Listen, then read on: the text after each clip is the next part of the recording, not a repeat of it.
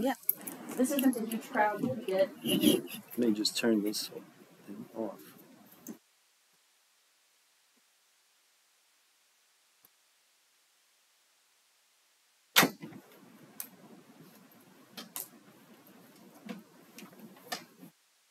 Hello, everybody. Thank you for coming. And thanks to Jamie Van, and the Baxter County Library for inviting us. As you may know, tonight is about my wife Phyllis's and my story. This is introducing my wife Phyllis in the second row. And the book that resulted from our story, which is The Possibility of All Things. 12 years ago, and 100 miles or so from here in Fayetteville, Phyllis returned to consciousness after 5 months in a coma. 50 years ago, Phyllis and I met in a random encounter in New Mexico. The book is about the way those two timelines informed each other. So tonight, we'd like to offer you our story, paired with the music mentioned in the book, songs of the 60s that lighted our way.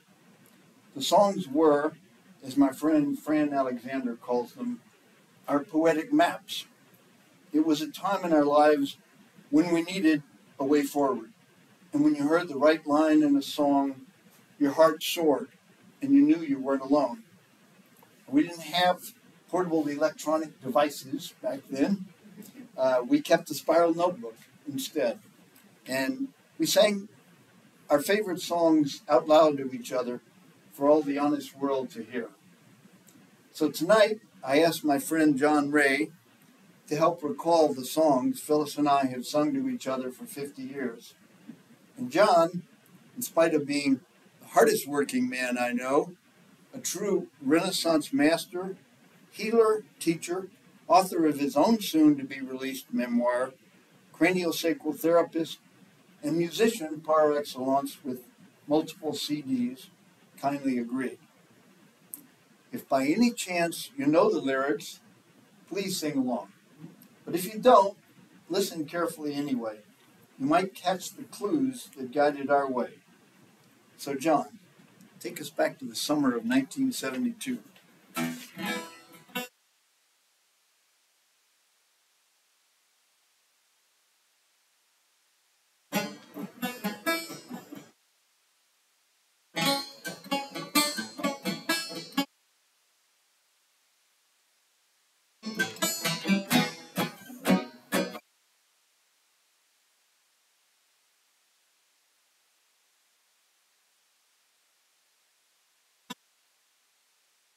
Sat together in the park as the evening sky grew dark.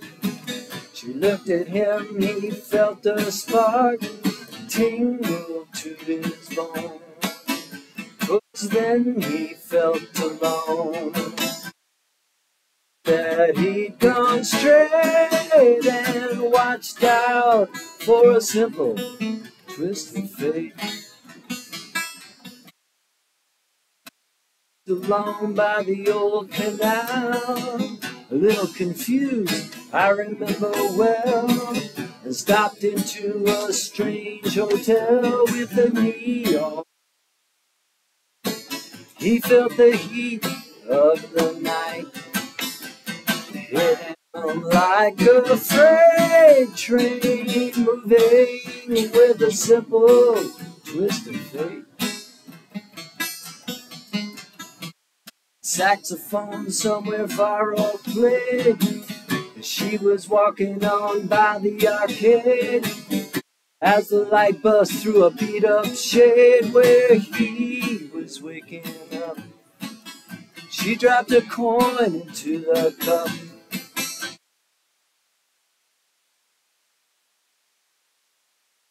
Not about his simple twist of fate. People tell me it's a sin to know and feel too much within. I still believe she was my twin, but I lost the ring. She was born in the spring. I was born too late.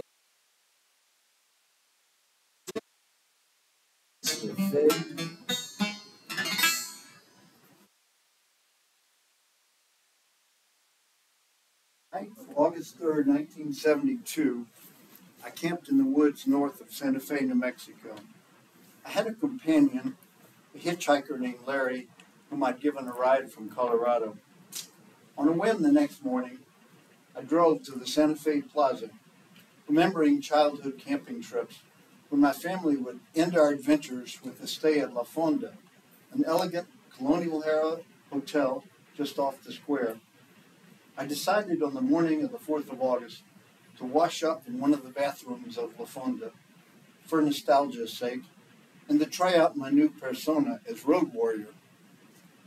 As I walked into the open interior patio of the hotel, standing right in the hallway was my father, smiling at me as he hung up a hotel phone tucked into the corridor wall. "I find you here somewhere," he said. I thought about Colorado, but I figured you'd be about tired of working and you'd head south. "Just like that? You show up here?" I asked.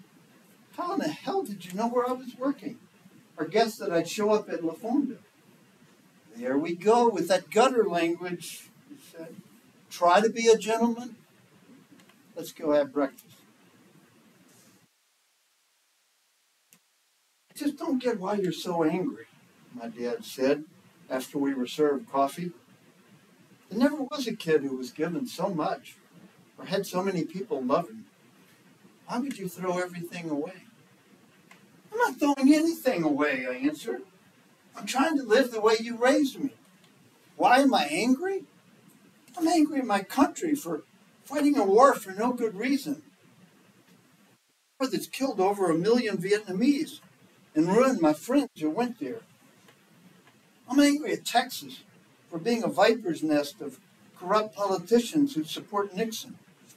I'm angry at Houston for being a tangled mess of privileged white people ignoring the 500,000 poor black people living right over the tracks. I'm angry at you for sending me to a church that says to believe in Jesus, but act like the money changers and get as much as you can." I was out of breath and red-faced. I was expecting another explosion and ready for flight.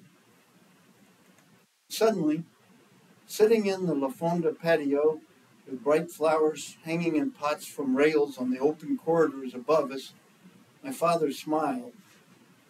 "Son, look at me," he said. "I don't understand a thing you just said, or anything you do, but this is your life. Whatever you do with it, don't do it to please me. And for darn sure, don't do it just to make me mad. Don't waste your life being angry. I was afraid you'd go to jail over this war thing, but that's over for you now. Go find something you like to do and be the best at it."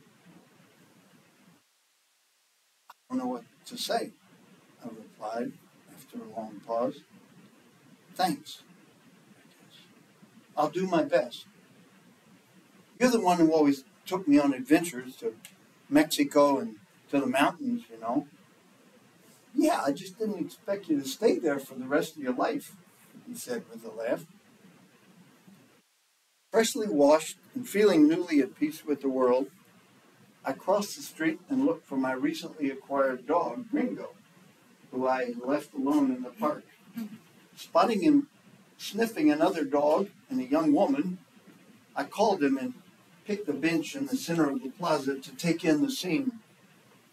The sun was shining brightly on the adobe buildings on the west side, and as I watched the crowd, I imagined they were all in a parade, snaking their way around the trees and monuments in the park.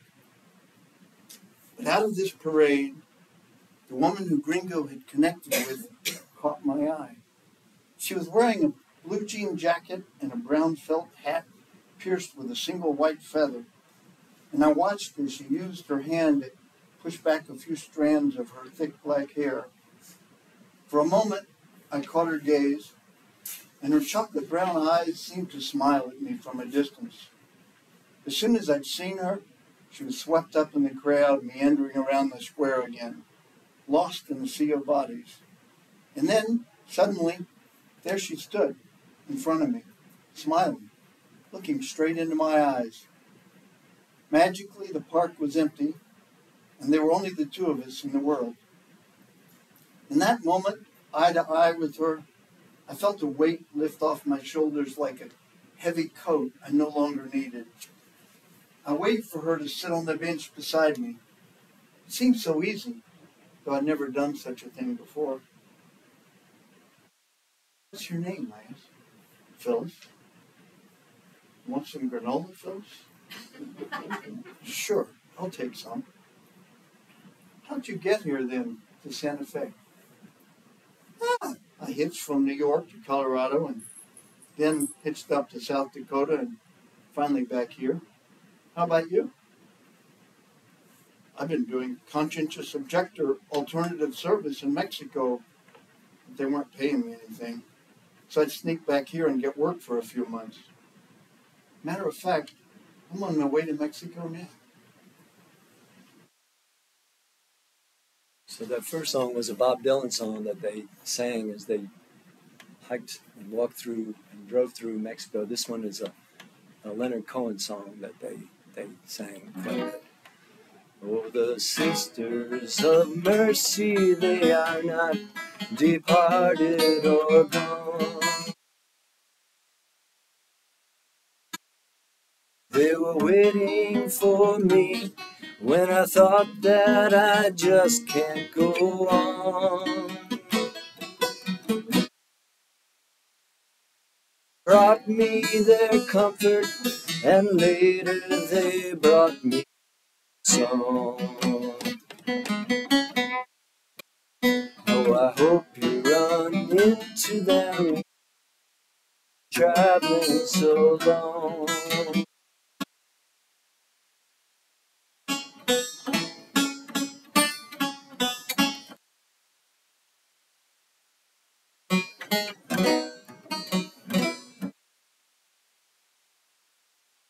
It's you who must leave everything that you cannot control. It begins with your family, and soon it comes round to your soul. I've been where you're hanging, and I think I can see how you're pinned. Not feeling holy, your loneliness says that you sin.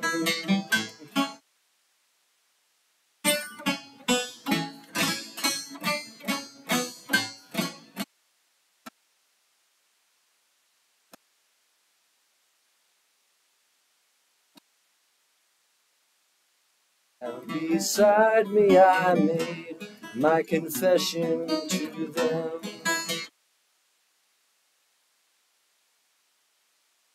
Touched both my eyes as I touched the dew on their hem.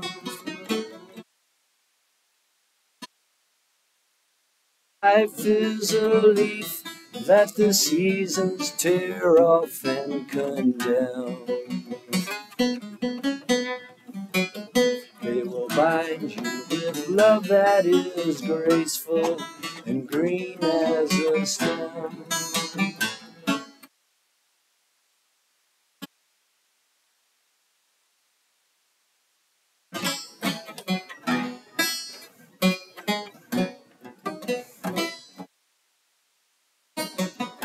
When I left sleeping, I hope you run into them soon. Don't turn on the lights, you can read their address by the moon.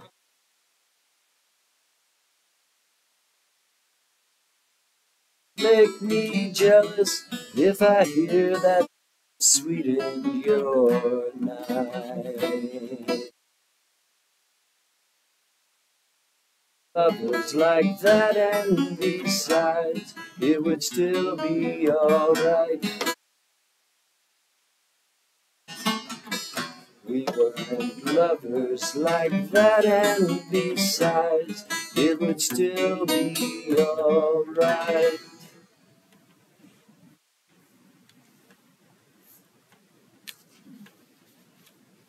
March 19th, 2011, 5:07 a.m. Coma day 27. Phyllis spent her first night at the Regency Hospital in the emergency observation section, one of 8 rooms with windows both to the outside and to the hallway. From the nurse's station in the middle of those rooms, Phyllis and everything about her is under constant observation. She is wired with hoses, pipes, and electrical impulse machines connected to an IV post with a monitor whose readout is also relayed to the nurse's station. The ominous, compelling image is the moving line showing the fluctuation of her heartbeat, the digitized graph we've all seen on hospital TV shows with a moving needle that verifies a body's tenuous hold on life. Alarms go off for various reasons about every half hour, compelling a nurse visit, usually just to reset the monitor. March 31st, 2011, coma day 39. By now, Phyllis has been non-responsive for almost 6 weeks, and no one knows when it will end. Advocating for Phyllis as she's hospitalized with a long-term brain injury is daunting and frustrating. To begin with, there isn't one single medical professional in charge. However competent her neurosurgeon is, it isn't his job to follow up on her recovery. Once she was released from intensive care, a neurologist oversaw her case. Neurologists have more patients than can be seen in a week, so much of the decision-making depends on assistance. And then there are other specialists for all the secondary conditions. Since Phyllis is not responding rapidly to treatment, visiting her is a lower priority for the specialist. In fact, most of the daily visits are from a hospitalist, a relatively new designation for general practice physicians who do routine rotations in between visits by specialists.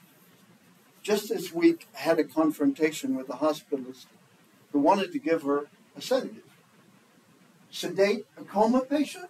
I asked rather loudly. No! Later, I requested a meeting with Dr. Mark, the hospital chief of staff. I apologize if I seem contentious. I can't express how much I appreciate the love and care each one of you gives her, but I am requesting more coordination in her case. I want any significant changes in her care to happen for a reason, not just because someone thinks she needs a pain pill or a floor doctor decides to try an antibiotic. Dr. Mark not only agreed, but arranged a meeting with Phyllis's new physical therapist. She asked me to have our volunteer team of friends and caretakers work with her to give Phyllis massages and joint movement, something we had wanted to do but needed encouragement, given all the wires attached to her body. Among our volunteer caretakers, there are massage therapists, Reiki practitioners, Feldenkrais specialists, homeopathic healers, and many more with a loving touch. Most of them have asked to be able to treat her. Now the staff physical therapist was asking to have them join her. You might think you need to be a medical genius to be able to talk to doctors and coordinate care as I was trying to do, but that isn't the case. What matters is insisting that you be included on the team. The major effect of my insisting on meetings is that I got the experts to talk to each other and to include us. I was ecstatic at the cooperation everyone expressed. In fact, so much success after so much frustration was a bit unnerving. Through all of this, Phyllis has been very quiet, taking it all in with her eyes closed and a wry smile. She has a very, very long way to go. She's not conscious, and once she is, she will have major rehab just to use her muscles. With Phyllis in and out of consciousness, everyone asks, how's she doing? Which is the question I want most to be able to answer. Crave some measure, some quantitative scale that we can hold on to in this calibrated material world. And in Phyllis's silent hospital retreat, numerical measures abound. She is wired, taped, probed, scanned, counted, and studied. Her bodily excretions are saved, cataloged, and investigated. Cultures are grown in them, as if she was an ancient civilization studied by archaeologists, trying to know the unknowable. Where did her consciousness go? What goes on inside her brain? Is it good or bad? Is she functioning at an intelligible level? Does she see us when she looks at us? Is she happy or sad? Is she comfortable or in pain? The vast array of modern technology is at our disposal. She has her own computer screen with constant monitoring lines of blood pressure, heart rate, breathing rate, and blood oxygen. If she were an ancient civilization, all of her archaeologists would agree that her construction is that of a highly functioning culture at the peak of development. And yet she sleeps. Even when her eyes are open, she sleeps.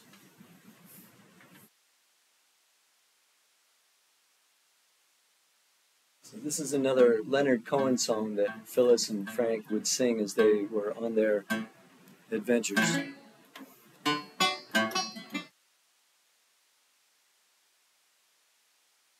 Sometimes I find I get to thinking of the past.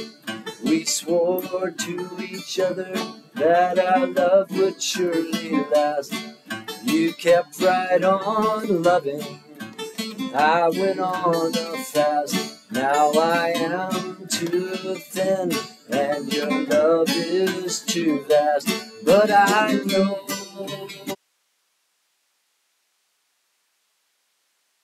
and I know,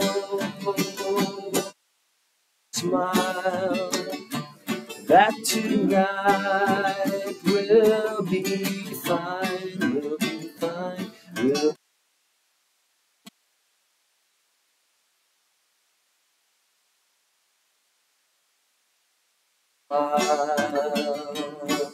I choose the rooms that I live in with care. The windows are small and the walls almost bare. There's only one bed and there's only one prayer. I listen all night, step on the stair, but I know from your eyes, sing it if you know it, and I know from your smile that tonight will be fine, will be fine.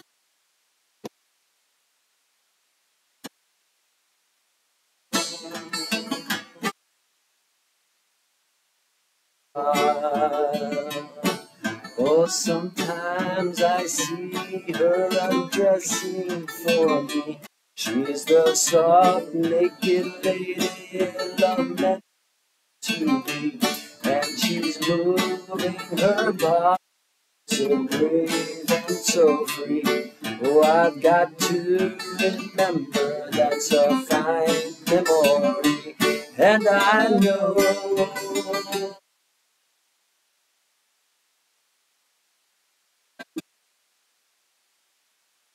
your smile that tonight will be fine, will be fine, will be fine.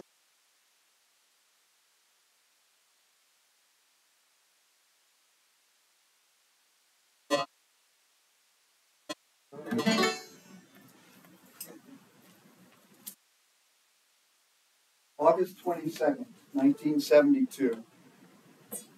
One morning at a mercado in Cuernavaca, Morelos, Mexico. As Phyllis and I held hands and dipped a bolillo in our hot chocolate, I saw something that transported me back to my childhood family trips in Mexico. Lumbering slowly up the steep cobblestone street behind us was an older man, the white hair of his long mustache showing under his sombrero, leading an equally ancient burro loaded with charcoals. Indios were a frequent sight, of course, but what struck me about this man was that, like us, he was not from here. He must have walked many miles to bring his charcoal here, and they weren't highway miles. I jumped up and asked him, "Disculpe, señor, ¿de dónde eres?"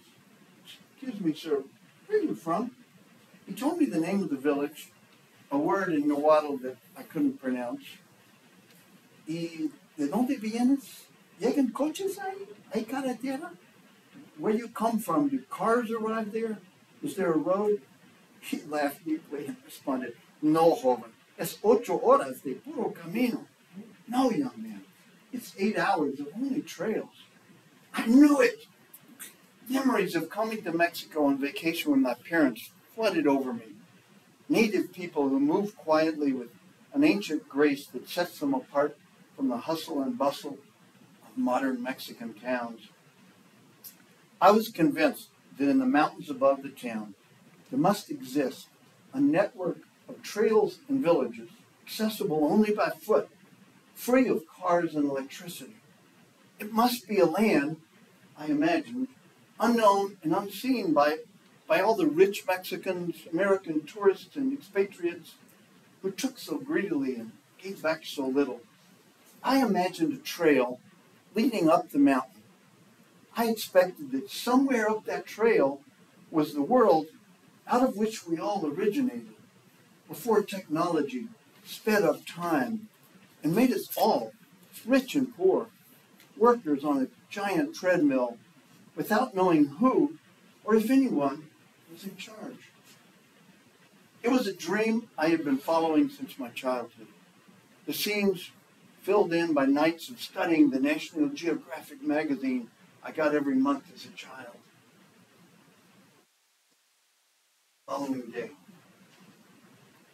Trip from Cuernavaca to Tilsapotlo in a modern vehicle with heavy use of the horn can be made in an hour. Phyllis, Larry, and I took most of the day. The backdrop to Tilsapotlo is a steep mountainside looming 3,000 feet above the town.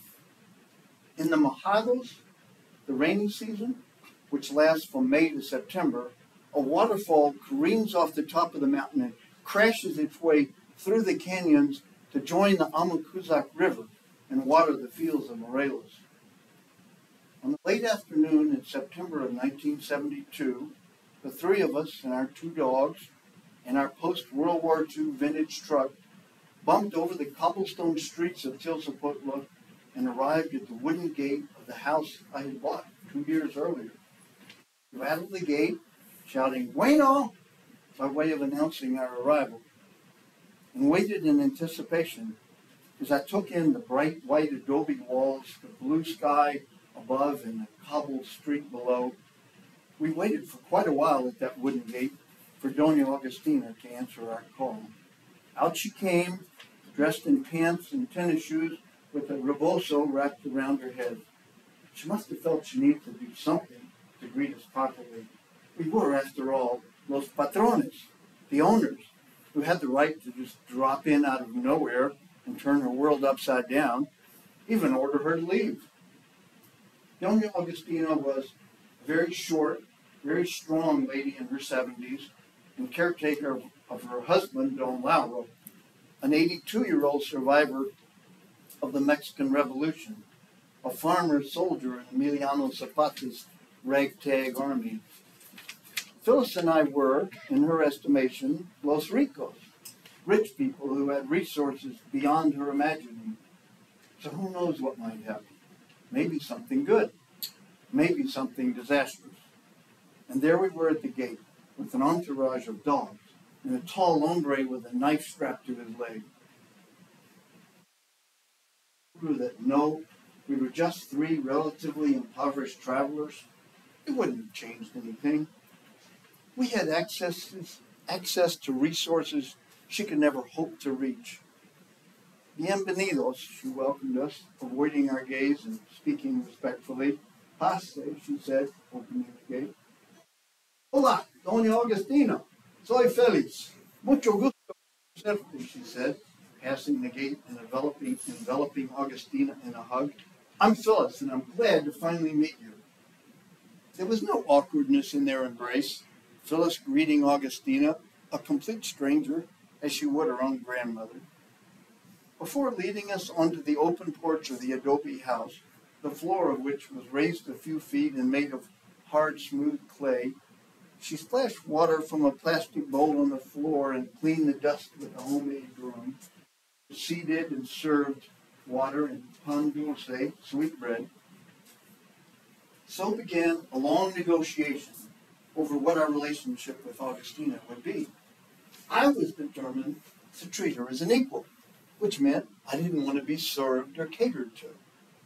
Phyllis, however, understood that was impossible. Coming from different worlds, our resources were never going to be equal.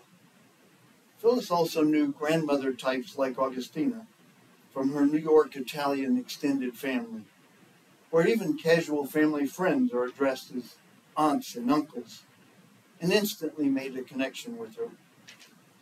Our future in Tilsapotla would have to play out over time.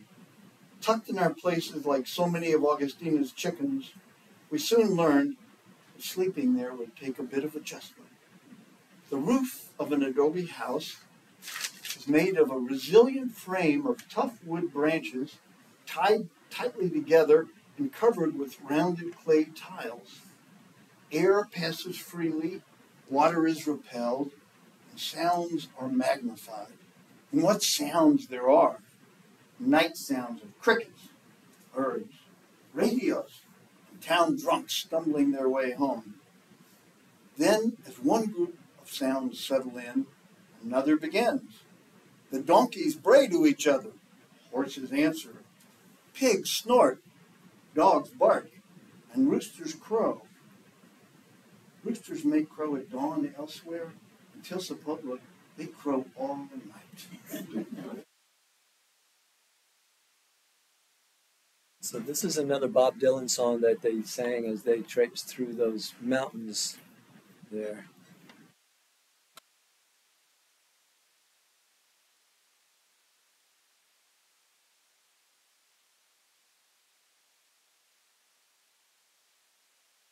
And if you know the words, feel free to sing. Maybe even if you don't know the words.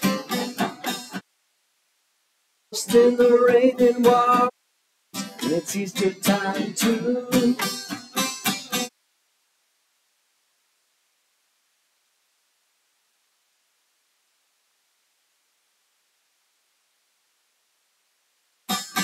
No.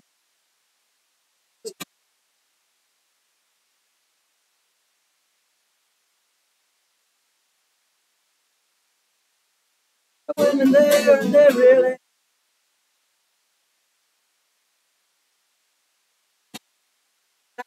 she say, Daddy, please tell her thanks a lot. I cannot move my feet.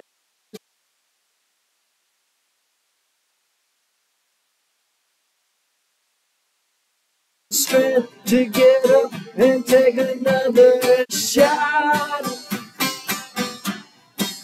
And my best friend, the doctor, he won't even tell me what it is I've got.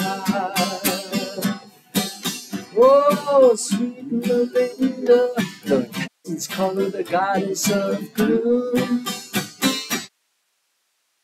She speaks good English, and she invites you up into her room.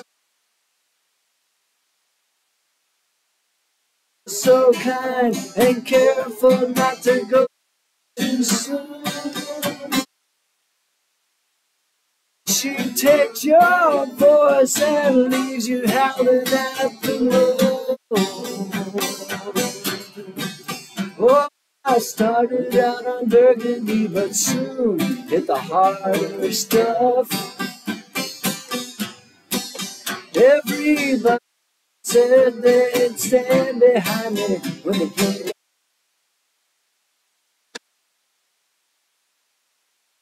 was on me. There was nobody even there. I'm going back to New York City. I do believe I've had enough.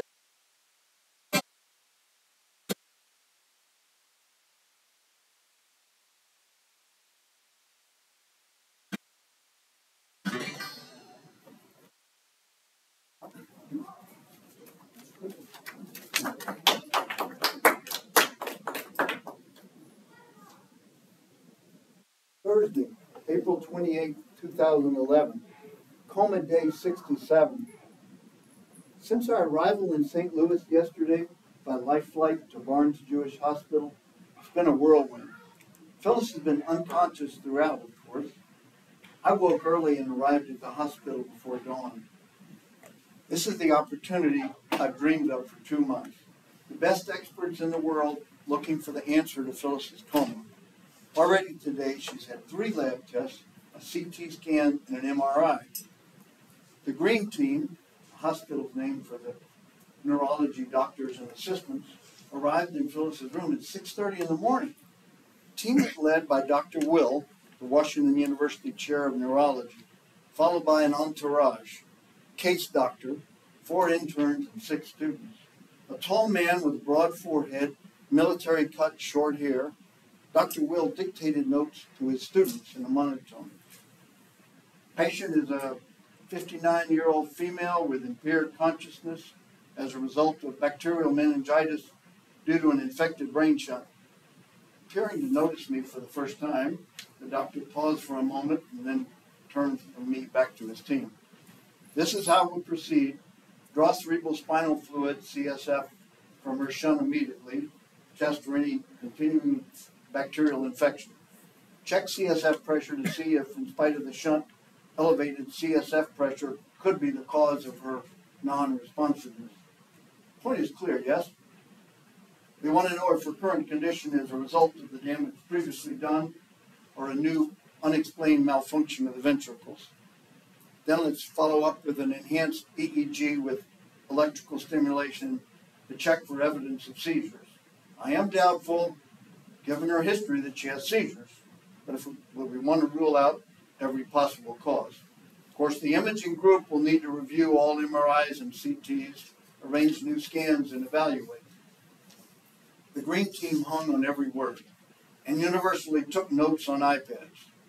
I was as excited as I had been on my first day in college. Everyone there knew more than me, but I was determined to learn quickly and absorb as much information as possible, to see my way clearly through hard choices that I knew were sure to come. Since it was a weekend, I assumed getting any results would take days. Boy, was I wrong. Diagnosis at Barnes Jewish Hospital happened with lightning quick speed. 12 hours later, the full team showed up a second time that day for rounds on our floor. Dr. Will and his entourage, which by then had grown to 12, crowded into Phyllis's room.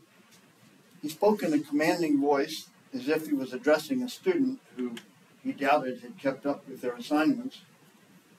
Mr. Head, we have the results of today's test. So far, there's no smoking gun to explain her condition or magic bullet to cure her. The CSF draw from her shunt shows that her spinal fluid is totally bacterial-free. The spinal fluid pressure in the shunt is normal. This indicates that her current condition is a result of the damage previously done, not a current malfunction of the ventricles. Dr. Will paused for the team to catch up with their notes. Proper functioning and pressure setting of her shunt was checked. The shunt is regulating the pressure of cerebral spinal fluid on the brain perfectly. The EEG study showed no sign of seizures or other abnormal brain activity. Dr. Will continued in an emotionless professorial tone. Phyllis's evaluation is complete. For the record, no condition has been found that warrants further diagnosis. We've ruled out any cause for Phyllis's impaired wakefulness other than extreme insult to the brain cortex from infection and swollen ventricles. There is no known cure other than time and the brain's own ability to reorganize itself. In these cases, complete recovery is possible within 1 year. Pausing for emphasis, he continued. But it's also equally possible, one might say probable, that she will never recover or overcome this incessant entry and exit from consciousness. The insult was global, meaning that pressure was applied to her cortex all over, and yet her tests show no specific area of damage. I'm sorry, but science doesn't know enough about the mechanics of a global brain insult to have a cure or even a way of measuring her progress other than improvement of symptoms. We'll arrange a return flight home for her on Monday. It was hard to know how I felt. My first emotion was abandonment. Are they done with this already? Couldn't they keep her here and look for something? The speed of the diagnosis had definitely caught me by surprise. I was prepared to be there for up to a month. I desperately had hoped for an answer and a cure. Some part of me had hoped that at least the trip here would let me surrender Phyllis's fate to wiser and more experienced practitioners. But in the end, all Dr. Will could tell me was, wait and see. I felt despair crowding up into my thoughts like the taste of bile. Dr. Will summed up my despair with a parting admonishment. Her condition now may be as good as it gets. Thanked the doctor, and the group filed out, gazing out the window at a clear blue sky. The way ahead became clear. Accept that there is no easy fix. Love Phyllis for the warrior she is. Believe in the healing power of human interaction. Have faith that all is not known by human consciousness. And hit the trail for our Fayetteville home in the Ozark Mountains. This is another Leonard Cohen song.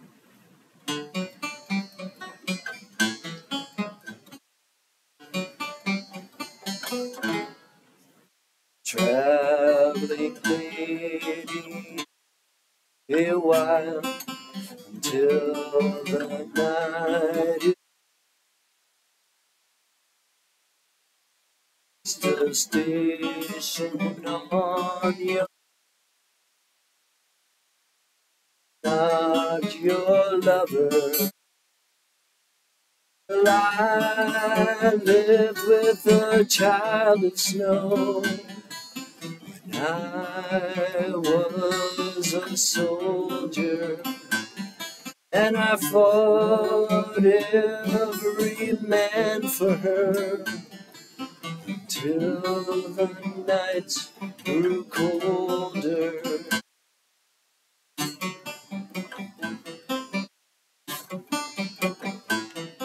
She used to wear her hair like you, except when she was sleeping. She'd weave it on alone, smoke and gold and breathing. Why are you so quiet now, standing there in the doorway? Chose your journey along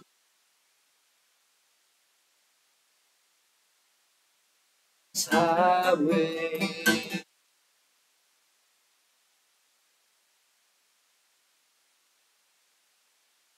Traveling, stay a while until the night is over. Stationed on your way,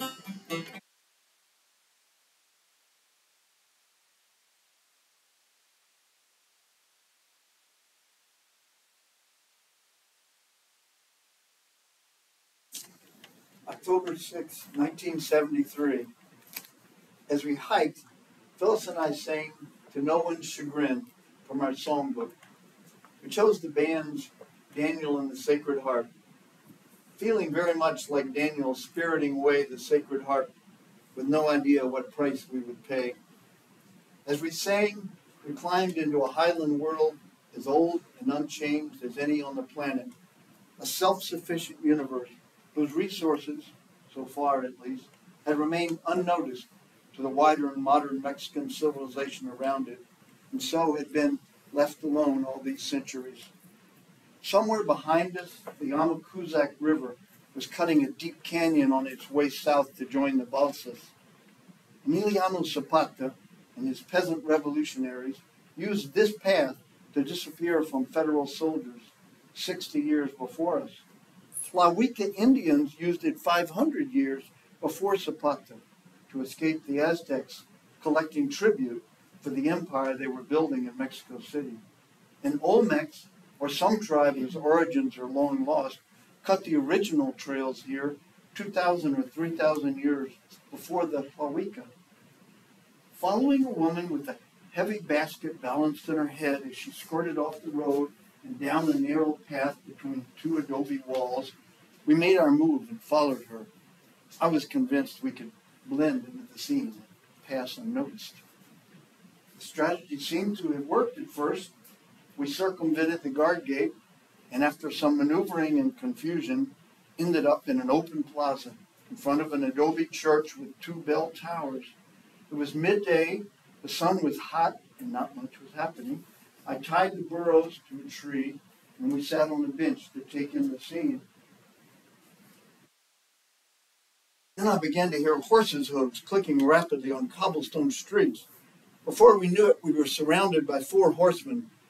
They weren't wearing soldiers' uniforms, but they did carry pistols, and I assumed the guardia had figured us out. "Bájense sus cosas! ¿Dónde están sus armas? ¿De dónde vienen?" The leader barked questions rapid fire. "Open your bags. Where are your guns? Where are you coming from?" The leader dismounted, but the other 3 sat astride their nervous and snorting horses, cutting off any escape route. If they were banditos, we had no one to protect us. Our burros were nervous. The dogs were beside themselves. It was all I could do to keep control of them. "Just keep calm," I said to Phyllis. "Who do you think you are?" Phyllis barked back at the men. "What gives you the right to molest us?" "He's wearing a gun, Phil. Do what he says," I whispered to her. She made a snorting sound, but agreed to the search. So we opened our bags and laid everything out on the ground. It was quite a spread.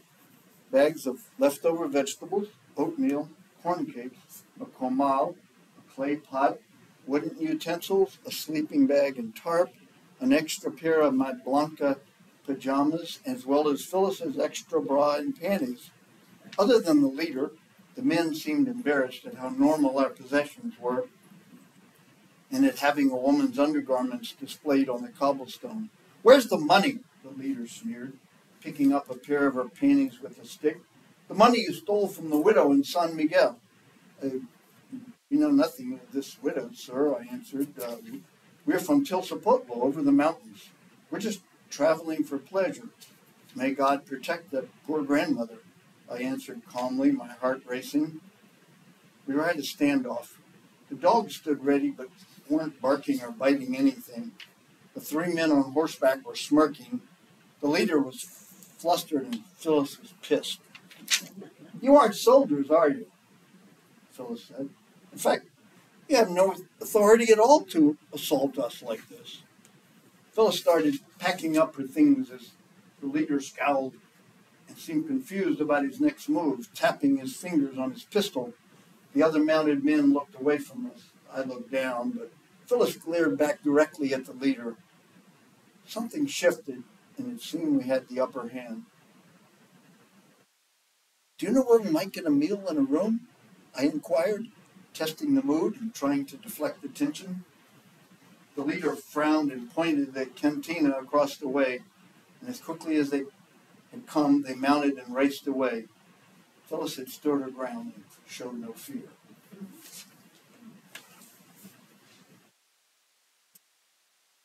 This is another Leonard Cohen song. I came by myself to a very crowded place.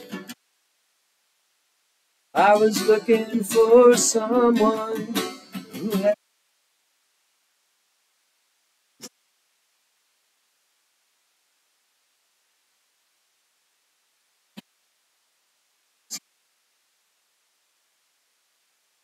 I asked her to hold me. I said, let me unfold. But she scorned me, and she told me I was dead.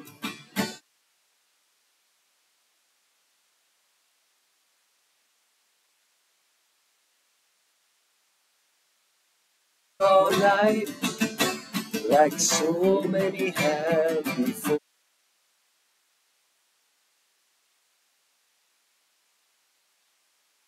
Didn't need so much more.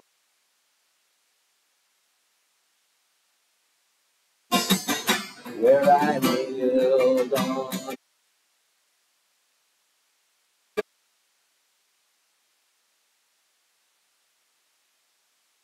slyly refused me, just win me.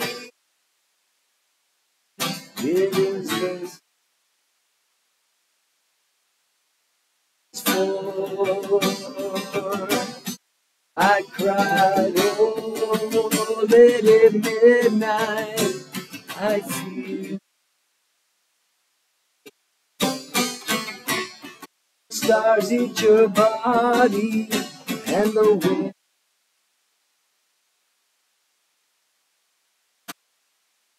she said, it will just. So I walked through sweet early.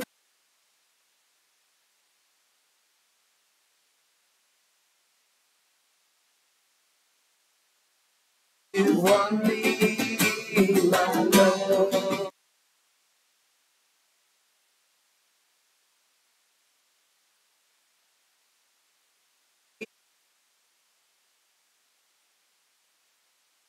You won.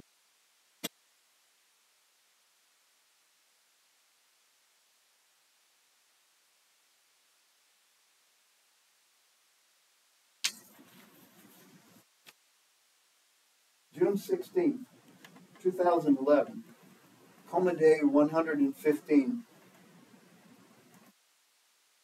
Waking up every day as a conscious human being, something I no longer take for granted.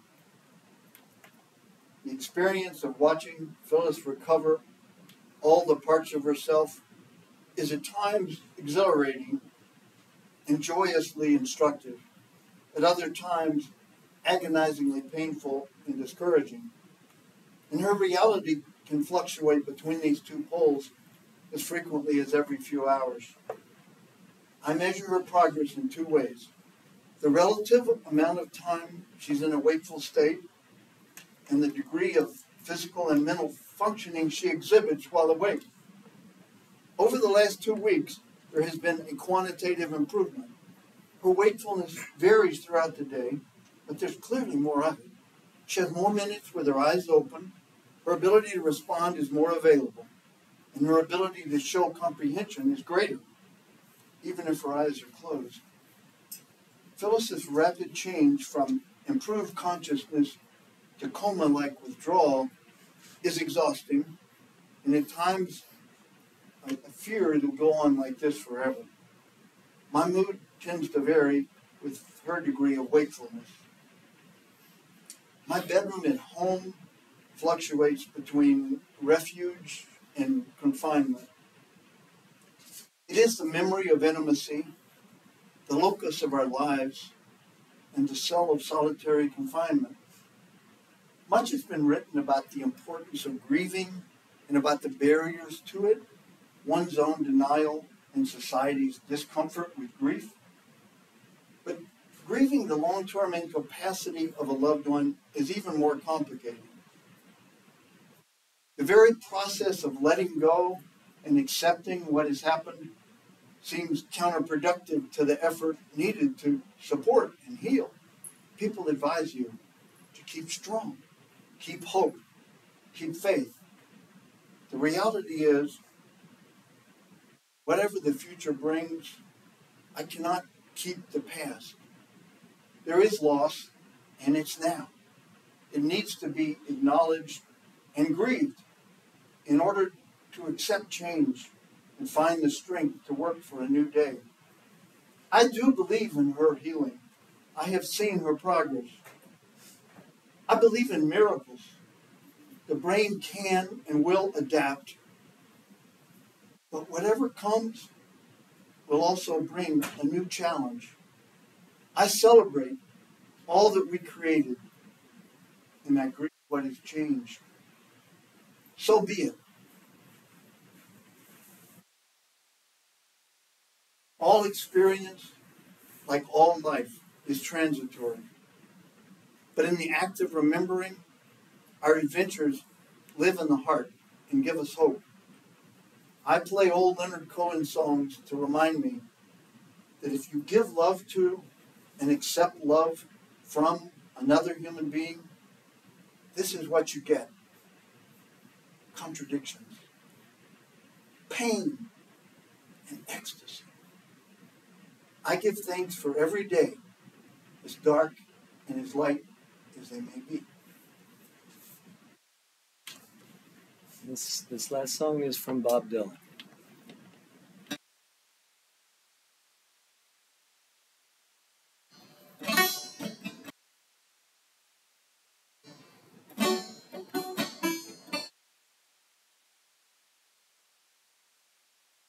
May God bless and keep you always.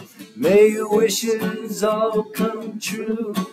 May you always do for others and let others.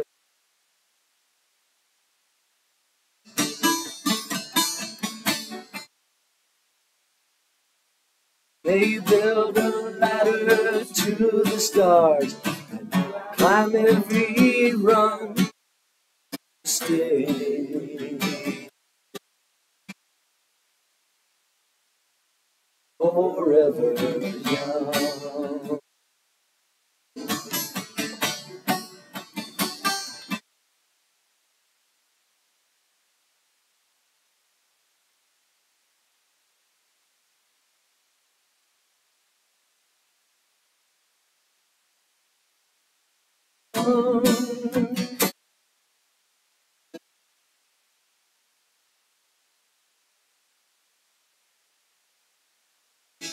Forever young.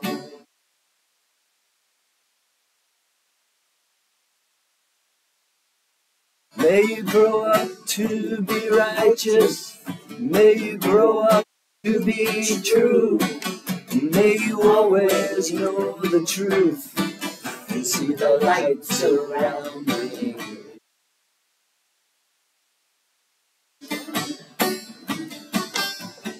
May you always be courageous, stand upright and be strong. May you stay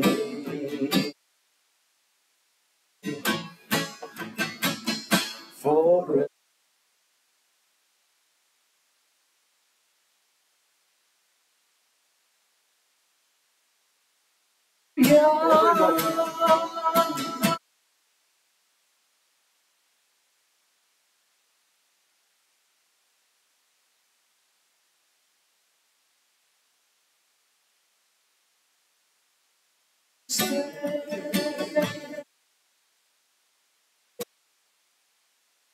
Forever young.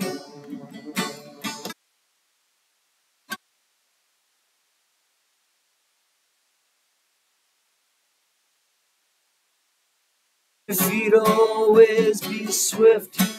May you have a strong foundation when the wind changes shift.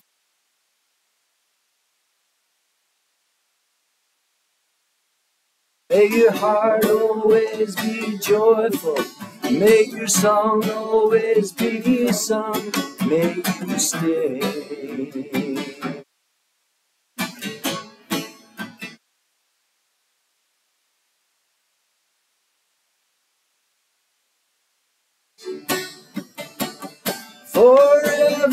forever.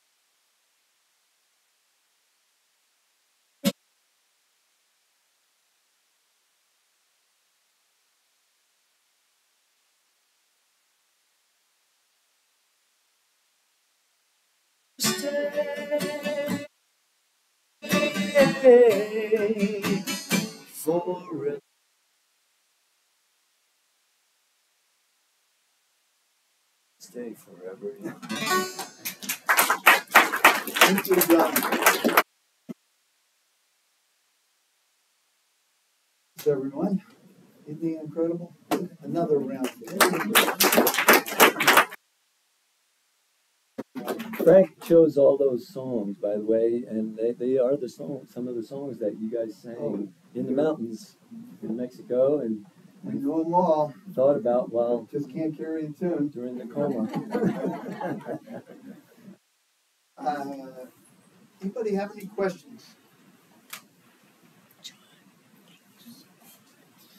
Can you just tell us what inspired you to write your memoir? I think the answer is pretty obvious, but when Phyllis got sick and was unconscious, there's a wonderful website, if you don't know about, called caringbridge.org, and it's for people with friends or relatives that are sick. And you know, when you have a serious illness, all your friends and family are calling you all day long, and it gets exhausting, especially when things are getting worse or nothing's getting better, and you have to day after day take a call. So it makes it great.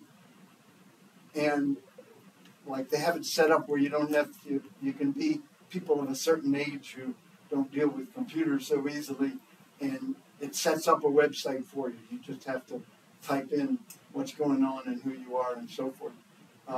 And then people can just access it. So I heard about that, and I started doing that for Phyllis. And I started at the beginning because we expected her to wake up from a coma after 3 or 4 days, and it went on and on and on. So I started doing a daily blog, and some days there was really nothing to say other than, yep, she's still unconscious. So I started going back to the time when we met, and in a way it was for my kids. We have 6 children, and I wanted them to at least, they knew all these stories, but who wants to hear their parents' stories? So I figured if I wrote it down, they would someday get old enough that they would want to know those stories. So that's how I started doing it, and that was the raw material then 10 years later that I had to work with to make into a book. Now, there was a lot of inspiration. The part about Mexico and Phyllis and I's travel there, like, I don't know if it was dumb luck or fate, but we stumbled onto this part of the continent, part of the earth that got left behind. It was sort of a Camelot that fell between the cracks. It wasn't rich enough or full enough of resources that people knew about that they wanted. So in between highways in Mexico and you know, jet airports and tourists and Acapulco and everything else, there's this little sliver of land that nobody knew about, and that's when I got this insight that there were people there. Stumbled there, and with Phyllis supporting me, feeding me, we eventually got back, and I think those, you know, I want those people to have a voice, because it's like they know a lot that we forgot, like how simple it is to live, that it gives you food, and that, you know, as a lot of people in rural Arkansas know, you can feed yourself.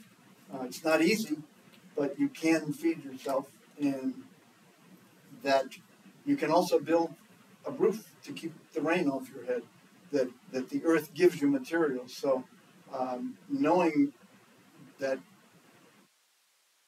and seeing the modern world where, you know, who I grew up thinking these poor, miserable people in Mexico that have nothing. And there are people that are in Mexico and miserable. But when you get to a place like this that was left all alone, like, who's got more?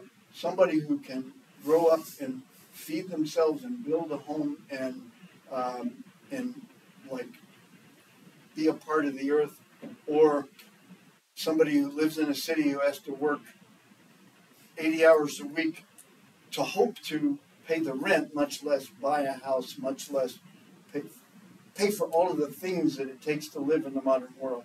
And I love the modern world, and I love my cell phone and all the things and all the entertainment that it gives us, and I'm very much about the modern world.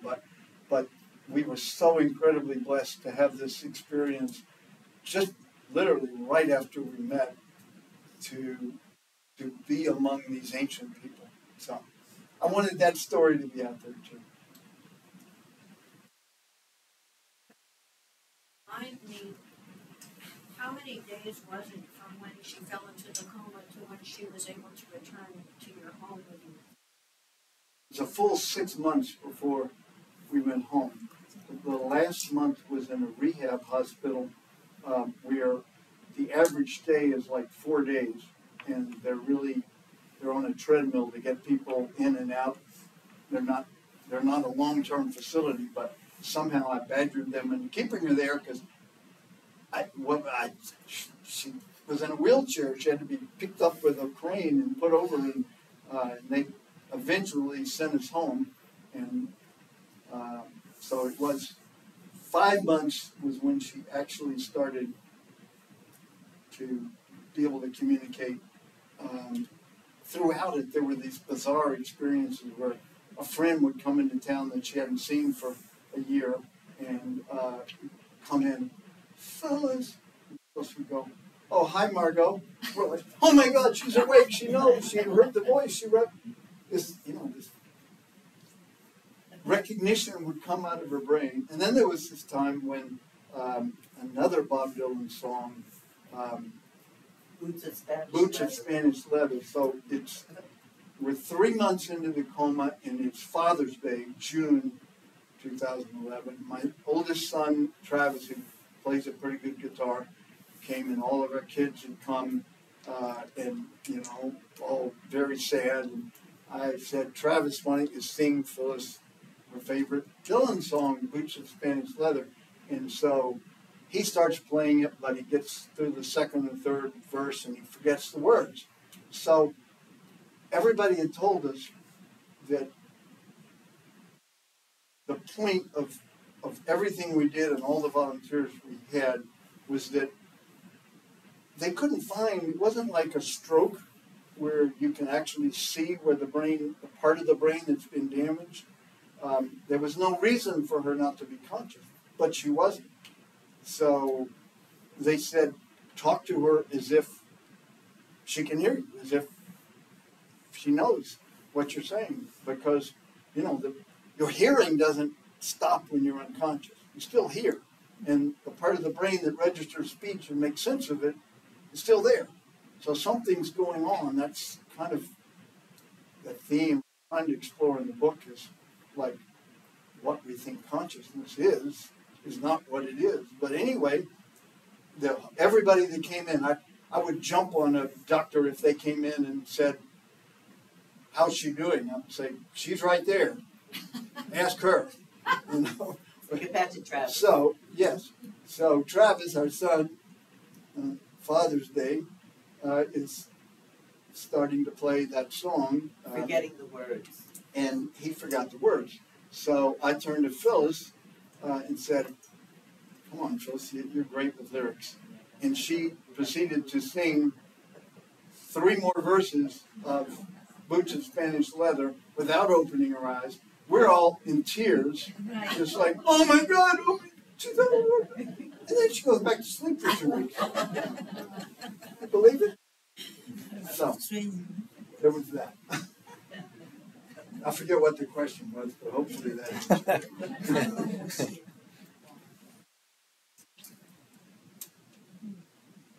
book is amazing, by the way.